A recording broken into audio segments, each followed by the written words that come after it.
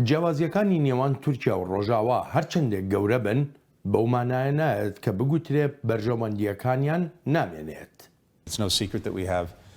ئەوە شتێکی نهێنی نییە کە جیاوازیمان لەگەڵ تورکیادا هەیە. لەوانە کڕینی مۆشەکەکانی S-400 لە رووسیا هەندێک بڕیار و ڕەفتاری تورکیا وەک ئەوانەی دەریای ناوەڕاست. ئەوەش نهێنی نییە. تورکیا پاڵپشت و هاوپەیمانێکی بە بەهایە و لەو بڕواایشدام بەرژەوەندی گەورەمان هەیە لەوەی لە ناتۆدا بیهێڵینەوە و بێگومان ئەمە لە بەرژەوەندی تورکیاشە. ناتۆ کاریگەری خۆی نیشانداین لە سەر و سەوداکردن لەگەڵ ئەم ناوکۆکیانەدا، بە تایبەتیش لە دۆسیەی دەریای ناوەڕاستدا و ڕێگەگرتن لەوەی کێشەکان ئاڵۆزتر بن، بەڵام هێشتاش پێویستە کاری زیاتری لەسەر بکرێن. ئەوروپاییەکانیش سیستەمی سیاسی لە تورکیادا بە دیکتاتۆری ناودێر دەکەن، بەڵام لە هەمان کاتیشدا داوای پاراستنی بەرژەوەندیەکان دەکەن. لەگەڵم بابەتانەدا باوەک خۆیان چۆنن هەر ئاواها ناودەریان بکەین. دیکتاتۆرن، هەر چۆنێک بێت پێویستە هاوکاریش بین، پێویستە ڕاشکاوانە بین لە ڕاوڕوانینی جیاواز و فرەی دید و بۆچوونەکان و ڕەفتار و ڕای کۆمەڵگادا و دەشبێت ئامادە بین بۆ هاوکاری لە پێناو بەرژەوەندی وڵاتەکانماندا. نابێ ئەوەشمان لەبیر بچێت پاراستنی بەرژەوەندیەکان بەو مانایە نییە کە بەهاکانی ئەوروپا یان جیهانی ڕۆژئاوا فەرامۆش بکرێت. یەکێتی ئەوروپا بەرژەوەندی ستراتیژی هەیە لە پەرەپێدانی هاوکاریەکان و لە سوودی دوولایەنەی پەیوەندیەکانیشدا لەگەڵ تورکیادا. لە هەمان کاتیشدا ئێمە سوورین لەسەر داکۆکیکردن لە بەرژەوەندیەکانی وڵاتانی ئەندامی یەکێتی ئەوروپا و هەروەش بەرزڕاگرتنی بەهاکانمان. شیکەرەوە باس لەوە دەکەن کە بۆچی گرنگە بەرژەوەندی نێوان تورکیا لەگەڵ جیهانی ڕۆژئاوادا پارێزراو بێت. لە ڕاستیدا لە زۆر ڕەهەندەوەی یەکێتی ئەوروپا پێویستی بە تورکیایە. لەوانە دۆسیەکانی ئاسایشی لێرەدا هاوکاریکردنەکانی بەڕێوەبردننی گێڕانەوەی جیهادیەکان بۆ نەو ئەوروپا زۆر گرنگە، هەروەک چۆن پرسی ئاوارەکان گرنگە. پێشتر شەپۆلی ئاوارەکانمان بینیوە لە تورکیاوە بۆ ئەوروپا و ئێستاش دارمانی لوبنان دەشێت مەترسیەکانی قەیرانێکی نوێی ئاوارە و کۆچبەران بێنێتە ئاراوە. لە بەرامبەریشدا تورکیا سووربوونی خۆی لەسەر هەڵوێستە سیاسیەکانی ڕادەگەیەنێت. دەزانین دۆسیەی کڕینی موشەکەکانی S-400 و پشتیوانی ئەمریکا بۆ پەکەکەو بۆ پەیەدا. بە هەمان شێوەش دۆسیەی فەتڵا گولان کاریگەری نەرێنی هەیە لەسەر پەیوەندیەکانمان. ئێمە چاوەڕوانیەکانی خۆمانمان باس کردووە لەگەڵ وەزیری دەرەوەی ئەمریکا و شاندی یاوەریدا لەسەر S-400ەکان. بیرمان خستۆتەوە کە بۆچی نەمانتوانی موشەکە ئەمریکیەکان بکڕین. دەیڵێمەوە تورکیا S-400ەکانی کڕیوە و تەواو بووە. خۆشهاتنەوە بۆ چاوی واشنگتن. تورکیا و بەهاکانی ڕۆژئاوا تەوەری بەرنامەی ئەم هەفتەیەمان دەبێت و بۆ ئەو مەبەستەش میوانداری هیوا خۆشنا و شێکەرەوەی سیاسی هەروەها شوان هەمان نووسەر و لێکۆڵەر دەکەین. کاکشوان کاکیوا سەرەتا زۆر سوپاسان دەکەم بۆ ئامادەبوونتان لەم بەرنامەیەدا. کاکشوان لە لای جەنابتەوە دەست پێ دەکەم. ئەو ناکۆکیانەی کە لە نێوان بە تایبەتی ئەمریکا و تورکیادا هەن لەسەر ژمارەیەک دۆسێ ئەکرێ ببنە پێناسەیەکی گشتی بۆ پەیوەندی نێوان واشنگتن و ئانکەرە؟ ئەم کاتتان باش بە بڕای منە بێ پێناسەی کاتیاڵین ئەمریکا چه حکوومەتێکی ئەمریکا، چونکە جیاوازێکی زۆر لە نێوان حکوومەتی سەرۆک ترامپ و حکوومەتی سەرۆک بایدنە هەیە لە ڕووی سیاسیەوانێ سەبارەت بە تورکیا و سەبارەت بە ناوچەکە. بۆیە ئەوەی کە ئێستا گرنگە سیاسەتی سەرۆک بایدنە کە بە جۆرێ بەڵانس بەدەست بەلایەک کەمێ فشار بێنێ و بەها دیموکراتەکان بە جۆرە لە جۆرەکان بەڵانسکە. بە هەمان کات پەیوەندی استراتیژیەکانی لەگەڵ تورکیا بە جۆرێ بێکە تورکیا زیاتر نەکەوێتە خانەی ڕووسەکان و دژبەرە استراتیژیەکانی ئەمریکاوانە. بەڵام ئەوەی کە تەنها حکوومەتی ئەمریکی کارکتەر نییە لێرە. ساڵی 2019 کۆنگرێسی ئەمریکی بە فەرمی کوشتنی ئەرمەنەکانی بەدەستی لەشکری عوسمانی لە 2015دا بە کۆمەڵکوژی ناوزەند کرد و ئەمە ئاڵۆزێکی قوڵی خستە نێوان دەوڵەتی تورکیا و دەوڵەت حکوومەتی ئەمریکاوانە. بۆیە بە بڕای من بەشێکیشی پەیوەندی بە بەرژەوەندیەکانی ینی سیاسەتی ئەمریکا بەشێکی گرێدراوی پەیوەندیەکانی ئەوروپا و تورکیایە و پەیوەندیەکانی تورکیا و ئەوروپاش لە ساڵی 2015 و 2016 یەک کۆمەڵ گۆڕانکاری بەسەرا هات لە سەرەتا ئەو پاپا فرانسیس ئەو کاتە وتی کوشتنی ئەرمەنیەکان ڕایگەیاند کە کۆمەڵکوژیە، دواتر لە وەکو جۆرە لە تۆڵەکردنەوە حکومەتی تورکیا ئەردۆگان 1 ملیۆن پەنابەری ڕژانە ئەوروپاوانێەوە گەرژێکی زۆری دروست کرد و دوایی کودەتا دروست بوو و دوای ئەوە گۆڕانکاری لە دەستوری تورکیا ڕوویدا و دواتریش حکومەتی ئەڵمانیا پەرلەمانی ئەڵمانیا کۆمەڵکوژی ئەلمانەکانی ناسان هەموو پرسەکانی مافی مرۆڤ لە تورکیا پرسی هاوڕێگەزباردەکان پرسی ژنان پرسی کورد و کەمینەکانی تر پرسی ئازادیەکان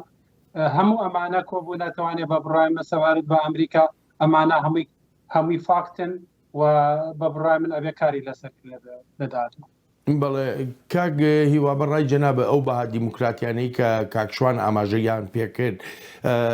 دەبنەمایی ئەوەی کە بگوترێ سیاسەتی دەرەوەیی ئەمریکا بۆ ئێستا ئەم بەڕێوەبەرایەتی ئێستا دەبێتە بنچینەیەک بۆ ئەو پەیوەندیانە لەگەڵ تورکیادا؟ بەڵێ خۆی لە خۆیدا ڕاستیەکەی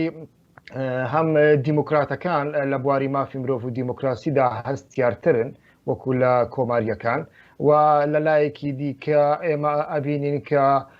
ئیدارەی نوێی ئەمریکا سەرکێشی ئیتر ناکۆچیەکانی جیۆپۆلەتیک لەگەڵ چین و لەگەڵ رووسیا ئەگرێتە ئەستۆ هەموو شەڕە جیۆپۆلەتیکەکان ناسنامەیەکیان هەیە یعنی هیچ شەڕێکی جیۆپۆلەتیکی بێناسنامە نابێت تەماشاکە لە شەڕی ساردا ناسنامەی شەڕی جیۆپۆلەتیک لە نێوان بلۆکی سۆسیالیستی و بلۆکی سەرمایەداریدا بلۆکی خۆرئاوادا بە هەمان شێوە وەکو ئێستا مەسەلەی دیموکراسی و مەسەلەی مافی مرۆڤ بوو یعنی ئەو کاتەش ئەمریکاوەیانیش خۆرئاوایان لەسەر ئەوەدەوە کە وڵاتانی خۆرئاوا لیبرالن دیموکراتن ڕێز لە مافەکانی مرۆڤەگرن بەڵام وڵاتانی سۆسیالیست وڵاتانی یەکەتی سۆڤیەت زیاتر مەبەستیان بوو کە ئەوانە ڕێز لە مافی مرۆڤ ناگرن بێگومان ئەمەیان ئێستاکە ناسنامە ئەسڵیەکەی جۆ بایدنە و بەو شێوێش ئیتر شەڕەکە دەست پێەکە لەگەڵ چین و رووسیا بۆ ئەوەی ئەمانە یەکلا بکاتەوە بەڵام لە بیرمان نەچێ هەڵوو مەرجەکان تۆزێک گۆڕانکاریان بەسەردا هاتوونە کاک بەڵێن یانی لە سەردەمی شەڕی ساردا ئەڵمانیا لاری لەوەدا نەبوو کە بەگوێی ئەمریکا بکە فەڕەنسا لاری لەوەدا نەبوو کە بەگوێی ئەمریکا بکە تورکیاش هەموو وڵاتانی ناتۆ پابند بوون بەڵام ئێستا بەڕاستی گۆڕانکاریێکی زۆر گەورە لە ئارادایە جگە لەوەی کە تورکیا چەکی S400 رووسیا ئەکرێ کە ئەندامی ناتۆیە لە هەمان کاتدا ئەوروپاش وەکو جاران نییە یانی ئێستا کە تەماشا دەکەی لەو شەڕ لەو ناکۆچی و یان ئەو گرژیانەی کە لە ئۆکرانیاهان بەڕاستی مرۆڤ ئەبینی کە وڵاتێکی وەکو ئەڵمانیا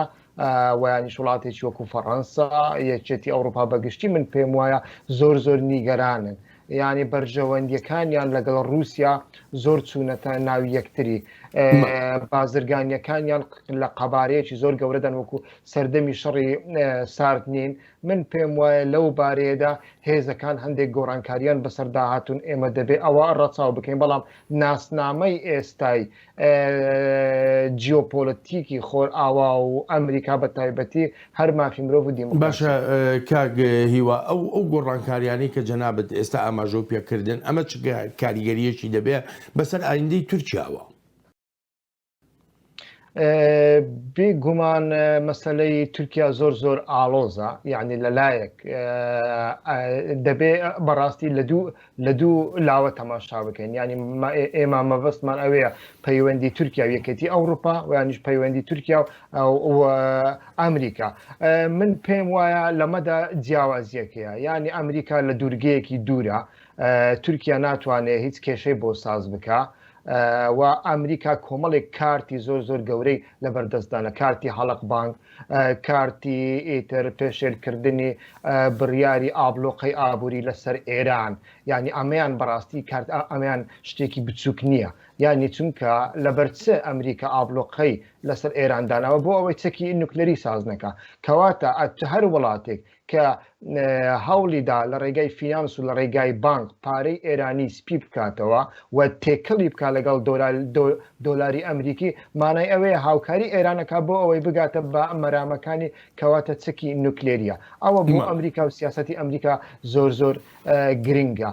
یعنی مەبەستم ئەوەیە ئەمریکا کارتی زۆر گەورەی لەبەردەستدانە S400 مەسەلەی کووردا مەسەلەی حەڵق بانکە ئیتر کۆمەڵێک دۆسیای دیکەنە کە لەبەردەستدانە و لە بەپێچەوانە ئەمریکا لە هیچ کارتێکی تورکیا ناترسێ بەڵام کە ئەگەینە سەر یەکێتی ئەوروپا بەڕاستی ئەمەیان جیاوازترە یعنی یەکێتی ئەوروپا تا ڕادەیەکی زۆر بە تایبەتیش ئێستا ئەڵمانیا کە هەڵبژاردننی لە پێشە بەڕاستی زۆر نیگەرانە لەوەی کە ئەردۆغان جارێکی تر قەیرانێکی بۆ دروست بکات چەند میلیۆن پەنابەرێکی بۆ بنێرێ ئەو پەنابەرانە کە دێنە ئەوروپا لە هەر دە پەنابەر نوێیان ئەچنا ئەڵمانیا و هەروەها لە بیرمان نەچێت کارتی ئیخوان مسلمینیش هەیە لە دەست تورکیادا کە ئەمە هەڕەشەیە بۆ سەر ئەو کارتی فشارانە کاکشوان کە ئێستا کاکیوە ئاماژەیان پێکردن کامیان لە هەمویان گرنگترە کامیان زیاتر دەبێتە کارتی فشار بۆ ڕۆژئاوا کە بەکاری بێنێ لە بەرامبەر تورکیادا بە بڕوا من پێش هەموو شتێک هێڵی هاوبەش یا بەرژەوەندی ستراتیژی بینی ئەمریکا و ئەوروپا لە ناتۆیە فۆرمی گرتووە و پێم وانییە هیچ ئیدارەیەکی ئەمریکی بتوانێت دەست لەم خاڵە ستراتیژیە گرنگە بە بۆیە پەیوەندیەکانی ئەمریکا و ئەوروپا زوو بە زوو بە بڕای من لەو ئیدارەی ئێستا لە 4 ساڵی داهاتووە تا ئەستێکی باش ئەو کەلێنانەی تێکەوتووە ڕەنگە پڕ بکرێتەوەانێ سەبارەت بە کارتی فشار وەکو کاگیوا ئاماژەی بە هەندێک خاڵ کرد چه ئەمریکا و چه ئەوروپیەکان دژی تورکیا بەڵام من وای نابینم کارتی پەنابەران هێندەی ساڵی 2015 کاریگەری هەبێت لەبەر ئەوەی تورکیا و ئەردۆغان جارێک هەوڵیاندا ئەوە زۆربەی پەنابەرەکان لەسەر سنووری یۆنان ڕێگەیان لێگیرا و ڕێگە نەدرا کە بێنە ناو ئەوروپاوانێ بۆیە ئەو کارتە تا ئاستێکی زۆر ناڵم کاریگەری نییە بەڵام وەک جاران نییە وەک ئەوە نییە کە ئەوروپا تووشی شۆکە تورکیا هەندێک کارتی تری هەیە بەڵام ڕەنگە لەگەڵ تاکتاکی وڵاتەکان بێ بۆ نمونە پرسی لیبیا لەگەڵ فەڕەنسیەکان و ئیتالیا بێ و پرسی کوردستان تا ئاستێک لەگەڵ ئەمریکا بێ پرسی هەرێمی کوردستان باسەکەم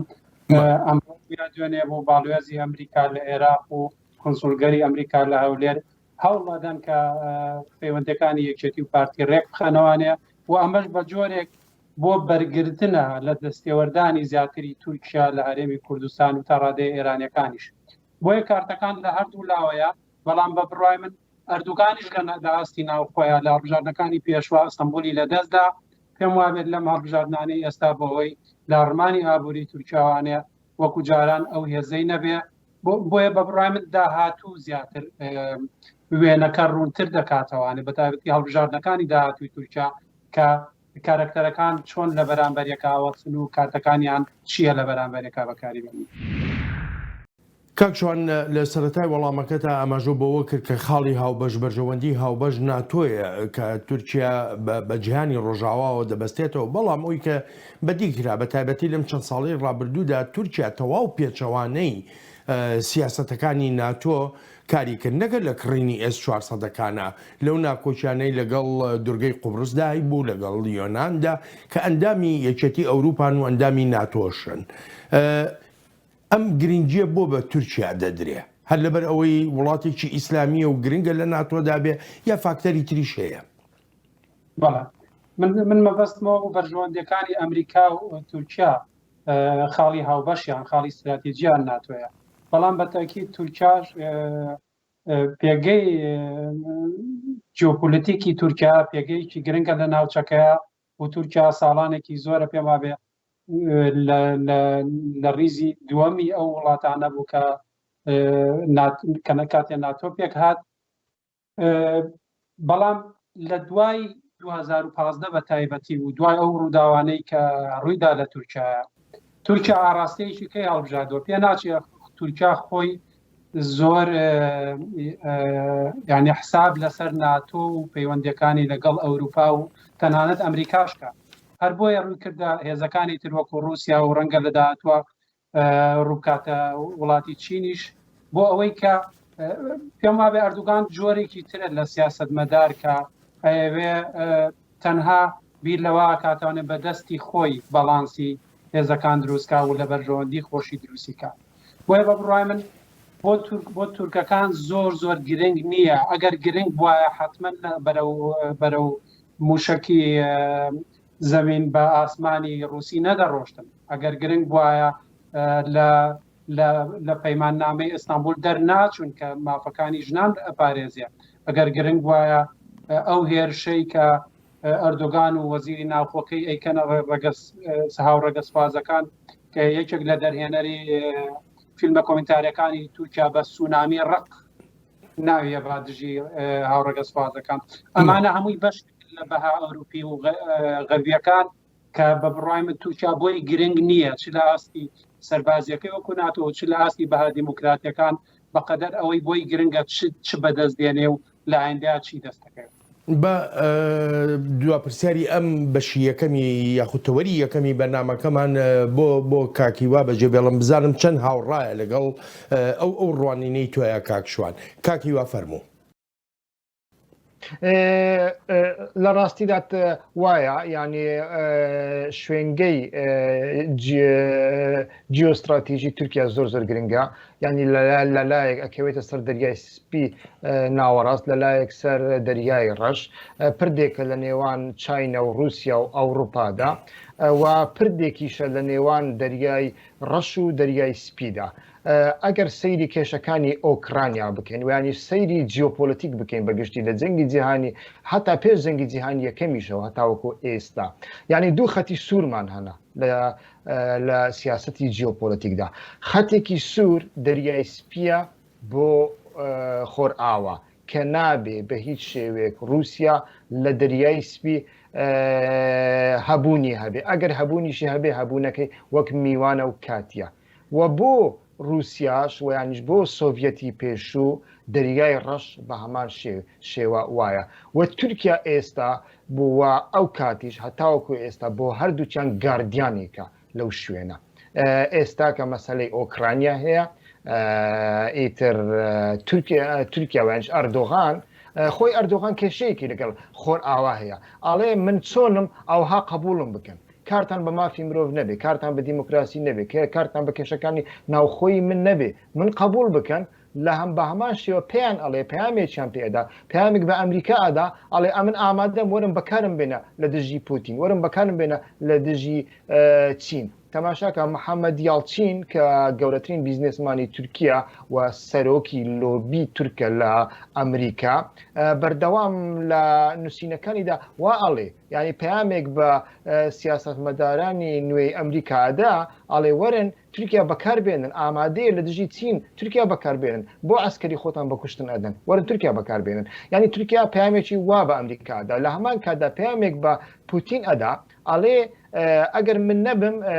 لە دەریای ئەگەر من نەبم ئیتر ناتۆ دێ لە دەریای ڕەش خۆی بەجێ ئەکا، خۆی لە خۆیدا ئۆکرانیا داوا ئەکاتن ببێتە ئەندام لە ناتۆ. پێشتر گورجستان داوای کرده بوو. بەڵام هەر کەسێک کە ببێتە ئەندامی ناتۆ لەو شوێنە ئەوە خەتی سوورە بۆ رووسیا. هەر کەسێک خۆی لە ئەمریکا نزیک بکاتەوە ئەوە بۆ پوتین وەکو ئەرمێنیای بەسەر دێ. ئۆکرانیاش بە هەمان شێوە. جا لەو بارەیە بەڕاستی تورکیا سوود و قازانجێکی زۆر وەرئەگرێ، هەردوو لایەن ئەتوانێت تا ڕادێک ناچاری خۆی بکە. کێشەکە بەگشتی لەوەدایە ئینسان کاتێک لەمە تێگەیشت ئیتر ئەتوانێت ئەوە بکە و ئەمەیان زیاتر پەیوەندی بەچەوە هەیە. یعنی تورکیا تەماشاکە قەیرانی ئابووری هەیە، قەیرانی یاسایی هەیە و قەیرانی ناوخۆیی هەیە، قەیرانی مەشروعیەتیشی هەیە و سیاسەتی دەرەوەی ئیفلاسی کردووە. یعنی بەڕاستی من پێم وایە تورکیا سیاسەتی دەرەوەی نییە، تورکیا سیاسەتی ناوخۆیی هەیە. یعنی سیاسەتی تورکیا ئێستا ئەوەیە چۆن ڕەجەب تەیب ئەردۆغان و ئاک پارتی و هاوپەیمانە بچووکەکەی مەهەپا لەسەر دەسەڵات بمێننەوە بۆ ئەوە سیاسەتی دەرەوە بەجێەکە چاوەش ئۆغڵو بە تەنیا کارمەندە وەزارەتی دەرەوەی نییە ئەگەر وەزارەتی دەرەوەی هەبوایە ئەو قەیرانەی ئەم دوایە لەگەڵ هاتنی هەردوو سەرانی یەکێتی ئەوروپا بۆ ئانکەرە کە هاتە ئاراوە ئەوە لە هیچ دیپلۆماتێک ناوەشێتەوە لە هیچ وەزارەتێکی دەروە ناوەشێتەوە کە قەیرانێکی وە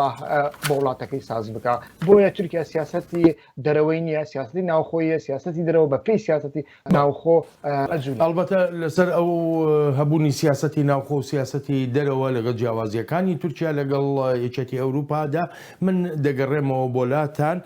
بە پێچەوانەی خواستی ئەوروپاییەکانەوە تورکیا لە یەکێ لە گرنگترین پەیماننامە جیهانیەکان دەکشێتەوە. زۆر نیگەرانم لە کشانەوەی تورکیا لە پەیماننامەی ئەستەمبول. ئەم پەیماننامەیە بۆ پاراستنی ژنانە بۆ پاراستنی منداڵانە لە تۆند و تیژەکان بە بێگومان ئەم هەنگاوە نردنی ئاماژەیەکی هەڵەیە لە ئێستادا. ئەوروپاییەکان داوا لە تورکیا دەکەن وابەستەی دۆسەی مافەکانی مرۆڤ بێت. دەبێت تورکیا ڕێز بگرێت لە یاسا و ڕێساکانی مافە نێونەتەوەیەکانی مرۆڤ کە هەرخۆی وەک ئەندامێکی دامەزرێنەری ئەنجومەنی ئەوروپا وابەستەی خۆی پێوە ڕاگەاندووە.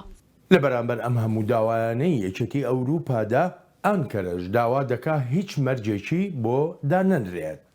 ئێمە وەڵامی خۆمانمان داوەتەوە لە کۆبوونەوەکان و لەسەر زەمینیش و ناشمان ئەوێت بگەڕینەوە بۆ ئەو ڕۆژانە دەمانەوێت کارنامەیەکی ئەرێنی بپارێزین بەڵام پێویستە یەکێتی ئەوروپا هەنگاوی کۆنکرێتی بنێت لە چەند بوارێکی دیاریکراودا لە بری ئەوەی یاری بەکات بکات و تێبینی و سەرنجی مەرجدار بڵێت. کاکشوان لە کۆتایی تەوەری یەکەمماندا ئاماژۆ بە خاڵێکی گرنگ کرد کە بووە ناکۆچیەکی گەورە لە نێوان هەم ئەوروپاییەکان و هەم تورکیادا بە تایبەتی ئەو دۆسەیە کە کورسیەک بۆ سەرۆکی کۆمسیۆنی ئەوروپا دانەنرا لە کۆبوونەوەکەیاندا لە کۆشکی کۆماری تورکیا لەگەڵ ڕەجەب تەیب ئەردۆغاندا. ئەم مەسەلەیە بەڕای تۆ زیاد لە پێویست گەورە نەکرا؟ نا بە بڕای من ئەو پرسە ڕیشەی هەیە و کۆمیسیۆنی ئەوروپا و ساڵانێکی زۆرە من چەندین جار لە سەردانی پەرلەمانی ئەوروپام کردووە لە بەشێک لە کۆڕ و سمینارەکانە بەشدار بووم لەوێ بە تایبەت سەبارەت بە پرسی کورد و تورکیا ئەو پرسە ڕیشەی هەیە و یەکێکیش لەو ڕیشاناوەیە کۆمیسیۆنی ئەوروپا و پرسی پەڕێزوجاران لە زیندانی ئیمرانی پرسێکی چەندین ساڵەیە و کێشمێکی دوولایەنەی بینی تورکیا و کۆمیسیۆنە. هەمان کات ئەوەی کە زیاتر ئەم پرسەی بەربڵاوتر کرد هەمان کات بوو کە تورکیا لە پەیماننامەی ئیستانبول سەبارەت بە مافی ژنان کشایەوانێ. ئەمە بە بڕای من ینی دوو ڕوودا لە یەک کاتا ڕوویدا و ئەمەش جارێککە قوڵایی هەیە لە دیدی ئەردۆغان بۆ حکومڕانی و لە دیدی ئەردۆغان بۆ کۆمەلگا و هەمووشمان نەزانین پرسی خوانی مسلمین لای ئەردۆغان چۆنە و ئەوروپیەکانیش پێم وابێت لێمە زۆر باشتر ئەگاداری ئەم جۆرە پرسانە. بۆیە وەک پێشتریش کاگیوا ئاماژەی پێ تورکیا بە دوای بەرژەوەندی خۆیەت ینی بێنە و بەرداکە ینی دانوستان دەکات جۆرێک کڕین و فرۆشتن دەکات بە سیاسەتەوانێ و ئەکرێ بڵێ ئەگەر بەها بێ لە ئاستی بەهاکانە دوورترین مەودای هەیە لەگەڵ ئەوروپیەکان و مەیلێکەیە لە دوکان پێشتری باس کراوە کە مەیلی سوڵتانیزمە مەیلی عوسمانیزمە و گەڕانەوەیە و کۆشکەکەی ئەردوگان خۆی ئاماژەیەکی دیارە و دەرکەوتنی خانمی هاوژینی ئەردۆغان بە شێوازی جۆراجۆر دیارەکە لە جۆرێک لە ئۆرستوکراتیەت لە سەرۆکی تورکیا و خێزانەکەی دەبیندێ و ئەو جۆرە ڕەفتارانەشی سەدەکانی 90 ئەوروپایە بەڕاستی بۆیە لە ئاستی زەمەنیشە لە ئاستی بەهایە لە ئاستی نۆرمە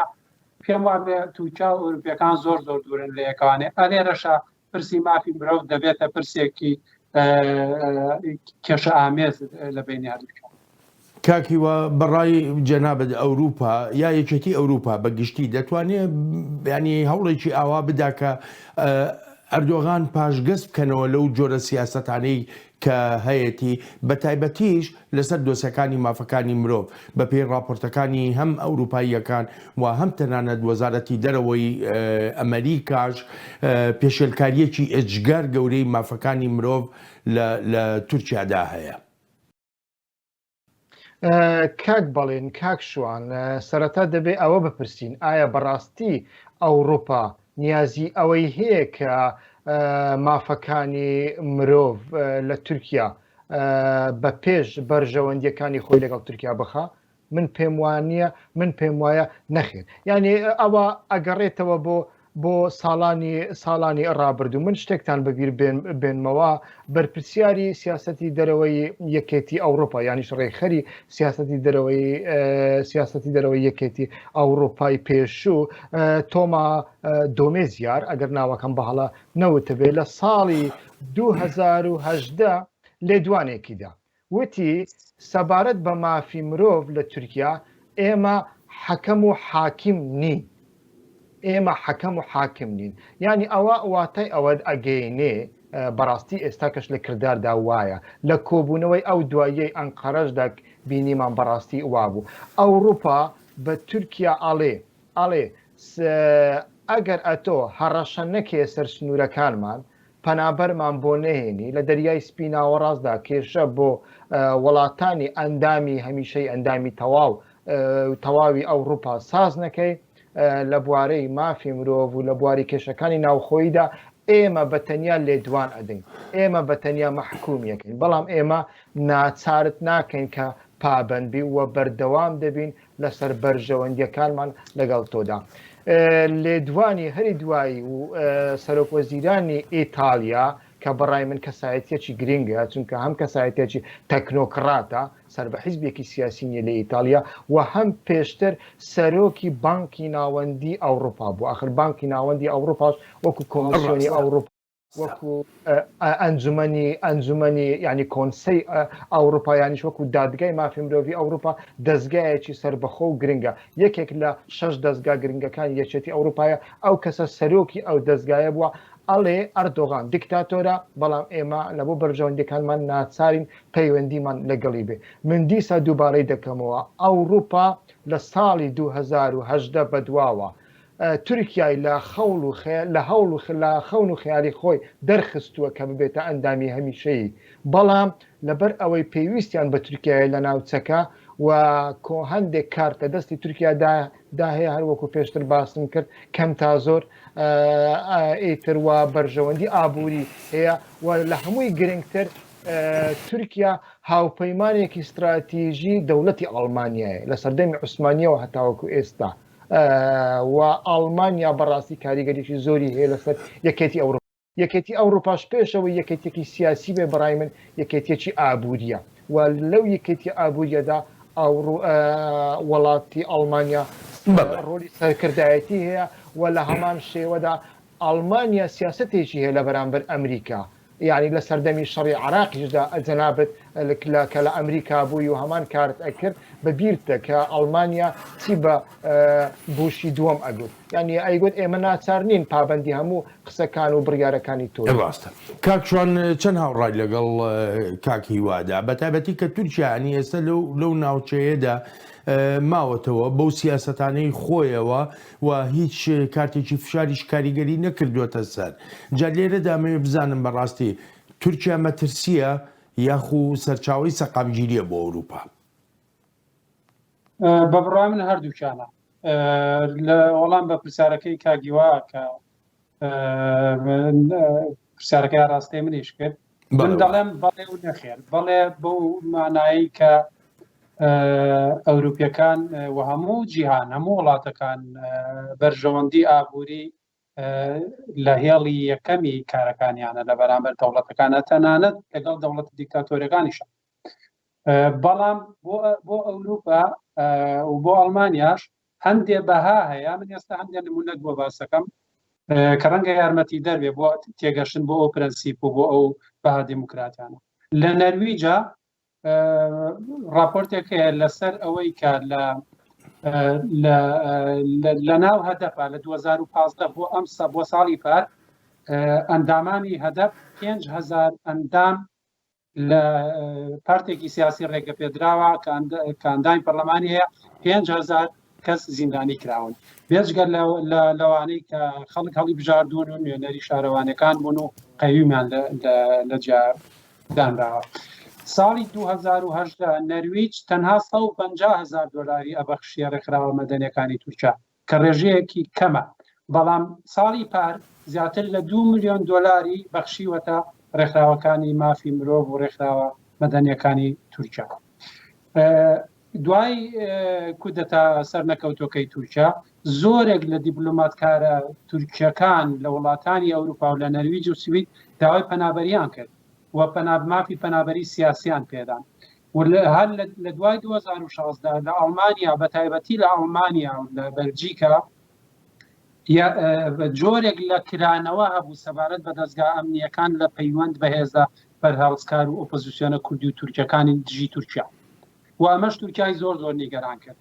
من ئەمەوێ بڵێم ئەمانەش جۆرێکن بەهای ڕاستە ڕەنگە لە پلەی دوا بێت بۆ ئەوروپیەکان، بەڵام لەبیر نەکراوە و کاری بۆکرێ و پشتیوانیەکرێت. سەبارەت بەو خاڵی کە باست کرد ئیتالیا،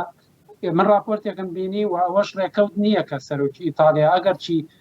پیاوێکی پیشەیە وەکو تۆ باسیەکەی، بەڵام بەرژەوەندی ئابووری نێوان ئیتالیا و تورکیا بە پێی راپۆرتێکی دەستگایەکی نەتەوەی گرتوەکان لە ساڵی 2019 زیاتر لە $20 میلیارد و وەکوتم لە گەڕانەوە بۆ تێکچوونی پەیوەندیەکانی ئەوروپا ئەبینی لە تەنیشت ئیتالیایە ئەڵمانیا فرۆشتنی چەکی بەتەواوەتی ڕاگرت بۆ تورکیا کە یەکێک لە پێشەوەی وڵاتەکانی وڵاتی چەکفرۆشەکان بوو بە تورکیا تا 2017. بۆیە بە بڕوای من شتەکان تەنها هەر ڕەشوسپی نییە، دیوێکی بەرژەوەندیە ئەوە ڕاستە وێمە ئازانین و زۆر جار بەداخەوە بەرژەوەندی ئابوووریەکان لەسەر حسابی مافی مرۆڤ و مافی گەلان و لە تورکیا مافی کورد دەکرێت، بەڵام لە پەنا ئەوەشە ناتوانانی ئەوە لە بیر بکەین کە هەندێک هەوڵی ژێ ئەگەر چی ڕەنگە هەندێک جار شەرمنانە بێ، بەڵام هەوڵ هەیە بۆ پاراستنی بەها دیموکراتیەکان. من دەگەڕێمەوە وڵاتان هەر لەسەر دۆسەی تورکیا و بەتابەتیش پرسیارێکە من دەبێت لەسەر دۆسەی پەنابەران. ئەوروپاییەکان بە نیگەرانیەوە دەڕوانە هەڵوێستەکانی تورکیا وەک دەڵێن دەشێت ئانکەرە بژارەی خراپتریشی لەبەردەستا بێ. بەڵێ پێویستمان بە دیالۆگە لەگەڵ تورکیادا، بەڵێ دەبێت بێ هیچ چەند و چوونێک هەموو شتێک بکەین بۆ دڵنیابوون لەوەی تورکیا پشت ناکاتە ئەوروپا و بە ئاراستەی تونڕەویەکی زیاتری ئاینیدا ناڕوات یان بە ئاراستەی بژارە جیاوازی ژێوپۆلیتیکیدا بڕوات کە ئەمانە مەترسیدارتر و نەرێنی تریشن بۆ ئێمە. شیکەرەوە ڕایەکی تریان هەیەەوە ئاماژە بە بنەمای ئەو گومانانە دەکەن کە لە لای ئەوروپاییەکان هەیە بەرامبەر بە تورکیا. ئێستا ئیمانوێل ماکرۆن بە ئاشکرایی گومانی لەسەر هەڵوێستەکانی تورکیا هەیە بەرامبەر ناتۆ. هەر بەڕاستیش لەم چەند ساڵی ڕابردوودا تورکیا بۆتە ئەندامێکی کێشەدار لە ناتۆدا، هەر تەنها بەهۆی ئەوەوە نا کە دەوێت چەکێکی زۆر لە رووسیا بکرێت، بەڵکو لە بەڕێنگاربوونەوەی ئەندامانی تری ناتۆ وەک یۆناان و فەرەنسا. لێرەشدا ئەمریکا وەک پرۆژەیەکی هاوبەش دەڕوانێتە ڕوانینەکانی یەکێتی ئەوروپا.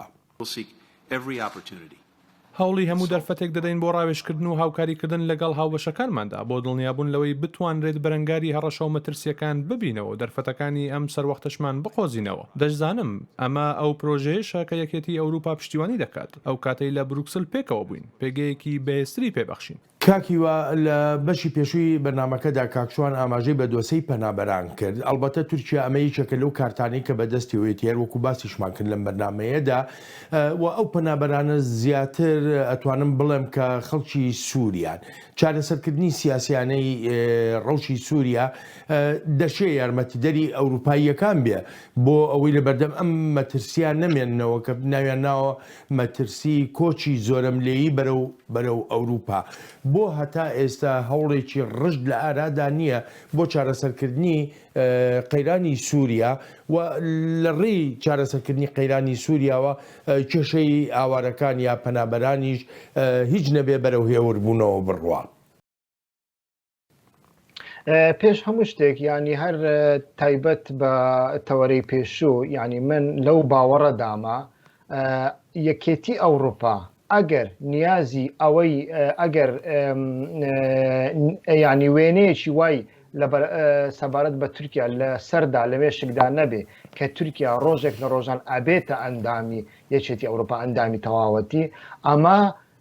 مەسلەی مافی مرۆڤ و مەسلەی دیموکراسی و مەسلەی کێشەنەتەوەیەکان لەسەروی هەمووانەوە کێشەی کورد تووشی پارادۆکس ئەبێ و ئەو پارادۆکسە ئێستا لەناو ئەوروپادا هەیە یعنی هەر کاتێک وەکو وتم ئەوروپا بەڕای من کە من خۆم لە بروکسل ئەژیم ئەوروپا لە 2010ەوە بە تەواوەتی گەشتە ئەو قەناعەتە کە تورکیا ناکرێ ببێتە ئەندامی هەمیشەی یەکێتی ئەوروپا و بۆ ئەوە لە لای ئەوان تورکیا و پاکستان و سۆماڵ بەڕاستی هیچ جیاوازیەکی نییە وەک وڵاتی سێم تەماشای دەکرێت کاتی وەکو وڵاتی سێم تەماشاکرا ئیتر ئەمانە بۆ مەسلەی پەنابەران هیچ بۆ مەسلەی پەنابەران و بۆ مەسلەی مافی مرۆڤ و ئەم جۆرەشتانە بەڕاستی وەک مەسلەیەکی استراتیژی تەماشا ناکەن بەڵام بۆ سەبارەت بە پرسیارەکەت بە هەمان شێوە ئیتر لە سووریا بەڕاستی کێشەی سووریا لە دەستی یەکەتی ئەوروپادا نیە بەتەنیا کێشەی سووریا کێشەیەکی نێودەوڵەتیە چینی لەناودایە رووسیای لەناودایە هێزە هەرێمیەکان وەکو ئێران و تورکیا دەورێکی زۆر مەیدانیان هەیە لەناودا کورد لەناودا دەورێکی زۆری هەیە عەرەب لەناودا دەوری هەیە و ئەمریکاش لەناویدا دەوری هەیە لە هەمویان زیاتر تورکیا لەو ناوچانەی کە پەنابەری هەیە وەکو ئیدلیب یانیش ئەو پەنابەرە زۆرێک کە هەیە زیاتر لە دەستی تورکیادایە و ئەمەیان وەکو کارتێک بەکاردێنی بۆ ئەوە بەڕاستی ئەوروپیەکان سیاسەتێکی وایان هەیە ینی بە جیاواز ئەگەر بەراورد بکەین لەگەڵ سیاسەتی ئەوروپا و سیاسەتی ئەمریکیەکاندا نەیانەوێ بە قوڵایی کێشەکان چارەسەر بکەن یعنی ئەو چەند ساڵانەی دوایی تەماشا دەکەی بەڕاستی سیاسەتی ئەوروپا زیاتر سیاسەتی کاتیە سیاسەتی ڕۆژانەیە چۆن ئێمە بتوانین ئەو ستاڵەکە قەیرانەکە تێپەڕین ئێستا ئەڵمانیا وا ئەڵێ چۆن ئێمە بتوانین هەڵبژاردننی داهاتووی ئەڵمانیا بە شێوەیەکی ڕێکوپێک تێپەڕێنین تاوەکو قەیرانی دیکەمان بۆ دروست نەبێ بۆ ئەوە ئیتر هەوڵ بدەن ئەردۆغان و تورکیا بلاوێننەوە یعنی ئەمە سیاست کاکچوان وەکو جۆمان لێ بۆ وەزیری دەرەوەی ئەمریکا دەڵێ بڕێرەکان و هەروە هەڵوێستەکانی یەکێتی ئەوروپا وەکو پرۆژەیەکی هاوبەشی نێوان ئەمریکا و یەکێتی ئەوروپا لی دەڕوانن ئەگەر وا دابنین بڵین هەڵوێستێکی یەکگرتویان هەیە هیچ کاریگەریەکی دەبێت بەسەر گۆڕانکاری لەناو تورکیادا بڕای من ئەگەر پرسەکە سەبارەت بە پەنابەرانە وەکو پرسیاری پێشوت پێشەوەی بەگشتی مەبەستەکەم بە گشتیە نەگەر پەنابەران بەتەنیا پرسەکە فرەلایەنە یعنی بەشێکی بە بڕای من هەندێک لەو پرسانە پەیوەندی ڕاستەوخۆی بە نێوان تورکیا و ئەوروپاوە هەیە کە ڕەنگە ئەمریکەکان لەگەڵ ئەوروپیەکان بنیان بە جۆرێ نێوەنگیری بکەن هەندێک پرسی شەیە پەیوەندی بە تورکیا و ئەمریکا ڕاستەوخۆوایە بەو مانایی کە ئەمریکا بەهێزترین ئەندامی ناتۆیە بۆ بە بڕای من ئەوەی کە گرنگە ڕەنگە ئەوروپیەکان و تەنانەت ئەمریکایەکانیش بیر لەوەکەنەوەیە چاویان لەوە بێت کە لە هەڵبژاردنە ناوخۆیەکانە ئەردۆغان بە جۆرێک لاواز بێ پێگەی و جاروباریش لێرە و لێ ئەبیستین کە ڕەنگە هەوڵی کودتای سەربازی تر هەبێ و لە ئێستا و پرسی لیبیا خەریکە چارەسەر دەکرێ بە بڕای من هەم ئەمریکەکان وەم ئەوروپیەکانیش بەشدارن لەو چارەسەرەیە و ئەوەش جۆرێک سنووربەندی بۆ بەرکێشی تورکیا لە ناوچەکە دروستەکە هەموو ئەمانە ڕەنگە نوێکردنەوەی ئەو ڕێکەوتنامەی 2016 لە بینی ئەوروپیەکان و تورکیا بۆ پەنابەران بە پێدانی 6 ملیارد دۆلار بە تورکیا ئێستا دەنگۆی ئەوە هەیە لە ئەوروپایە ئەو ڕێکەوتنە نوێ بکرێتەوانێ و ئەوروپیەکان دوو ڕێکەوتونەتە بینی دوو بەرداشەوە هەندێکیان ئەڵێن ئەبێ خاڵبەندی نوێ ئێمە لەو ڕێکەوتنە جێگیرکەین و هەندێکشان ئەڵێن نا با ئەو پارەیە بنێرین و پەنابەرمان ناوێت و هەتا دوایی بەڵام بەگشتی فشارەکان لە ئەمریکا و تورکیا فشاری دیپلۆماسی و فشاری سیاسی بەردەوامە بێ و بیریشمان بێکە سزای ئەوروپا ئەگەر چی سیمبولیش بێ ئەوروپیەکان سزایان بەسەر تورکیا بۆ جاری یەکەم لە مێژووی نوێیان سەپان لە چەند ساڵی ڕابردووە و بڕیارەکانی کۆنگرێسی ئەمریکی و هەتا دوای ئەمانە هەمووی جۆرەکەن لە فشارەمێننەوە لەسەر بەڵێ کاکشوان کاکیوا زۆر سوپاسان دەکەم بۆ بەشداریتان لە بەرنامەی ئەم هەفتەیە چاوی واشنگتن سوپاس و پێزانینم. سپاس بۆ ئێوەش. هەڵبەتە ئازیزانم سپاسی بێپایانم بۆ ئێوەی خۆشەویستە کە تا ئێستا لەگەڵماندا ماونەتەوە تا هەفتەی ئایندە و بەرنمەیەکی نوێی چاوی واشنگتن ڕێز و خۆشەویستی ستافی بەرنامە هەروەها هی خۆشم بەڵێن ساڵح پەسەند بفەرمونون هەر لە خۆشیە جێتان بێڵین.